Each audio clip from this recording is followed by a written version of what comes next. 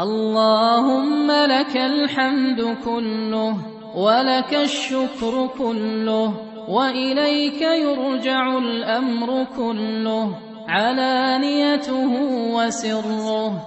أهل أنت أن تعبد، أهل أنت أن تحمد، لا إله إلا أنت سبحانك إنا كنا من الظالمين.